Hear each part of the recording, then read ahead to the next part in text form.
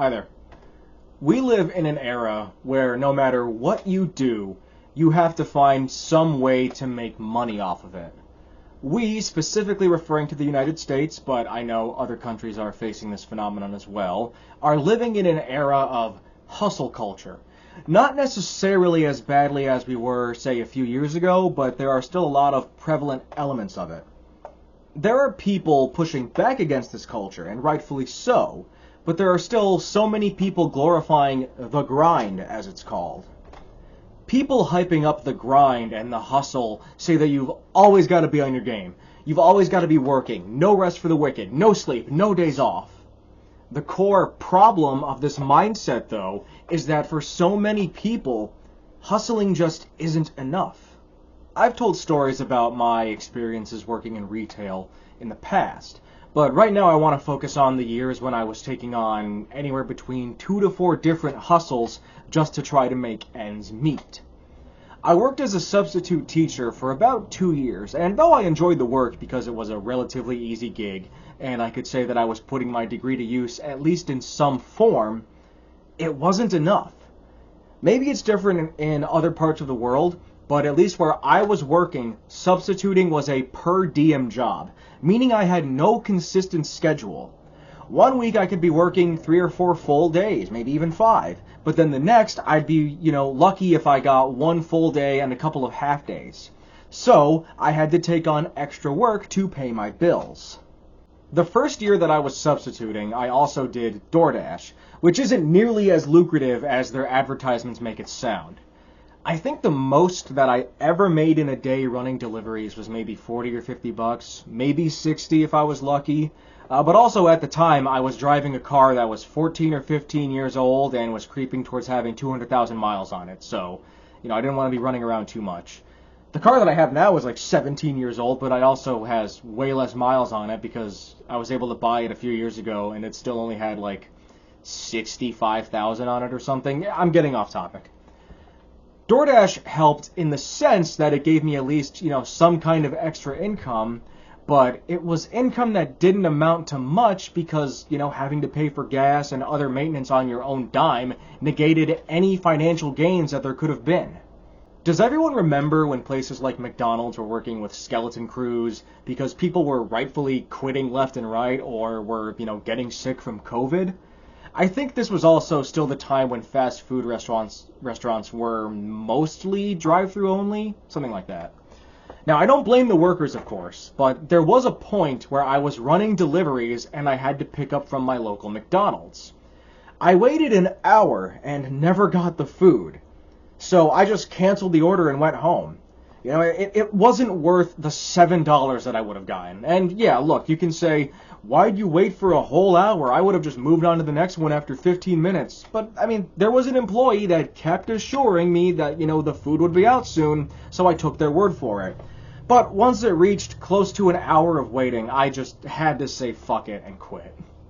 All this time, I was also doing freelance work on Fiverr. I did tutoring, I did proofreading. Hell, I was even just straight up doing people's homework sometimes for them. It helped, but just like substituting, it wasn't consistent enough. Even when later on I got a semi-regular gig making videos for somebody's website, it wasn't really enough to cover more than my phone bill if I was lucky.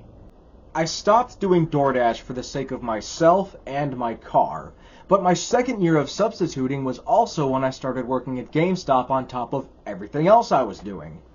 I was in a relatively better spot because I was getting more consistent hours on top of subbing, but being that it was a part-time job, however many hours I got a week fluctuated. One week I'd be scheduled for 15, the next it would be 20, the next I'd be back to 15, but somebody would get sick, so I'd get an extra 10 hours. Or of course, if I got sick, I would lose a day or 2 of pay. I was substituting, working at GameStop, and doing freelance work. It barely got me by. On top of all of that, I picked up bottles and cans on the side of the road for whatever, extra money I could get from that, and was utilizing as many things as I could to make money online. I'm talking things like Swagbucks, Survey Junkie, Receipt Hawk, InstaGC, all of those sorts of, cashback sites where you can take surveys and play games and scan receipts, stuff like that. I was selling stuff on Mercari and eBay just to make an extra buck here and there. I was doing so much work, always on the grind, constantly hustling, and I barely made ends meet. It was probably the most stressed and depressed that I have ever been. My cat decided to join me. Now, some people might say things like, "Man, you were doing the wrong hustles. You gotta invest in crypto or the stock market or do drop shipping." All of those are scams, and I want no part in them. Others might say that I should have just gotten a full-time job, and, yeah, there is merit to that. In retrospect, I did take a bit longer to take on a full-time job than I probably should have, but I also wanted a full-time job that wouldn't make me want to kill myself. I could have substituted at a couple of different districts at the same time, but there was never any guarantee that I would have gotten more than, a couple of days a week in each classroom, if that. Plus, each district pays differently. The place that I subbed at paid $100 per full day in my second year, and the first year was $90. And one of the other districts that I looked into only paid $75 per day. Kind of bullshit, ain't it?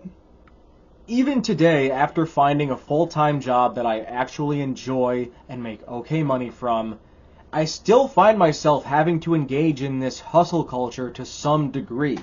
I'm promoting the Buy Me a Coffee page, that I have here on YouTube when I make videos. I'm still using some of those cashback services. I'm still saving up bottles and cans, and I do freelance writing for various publications. I'm a lot more comfortable and stable now, than I was just a few years ago.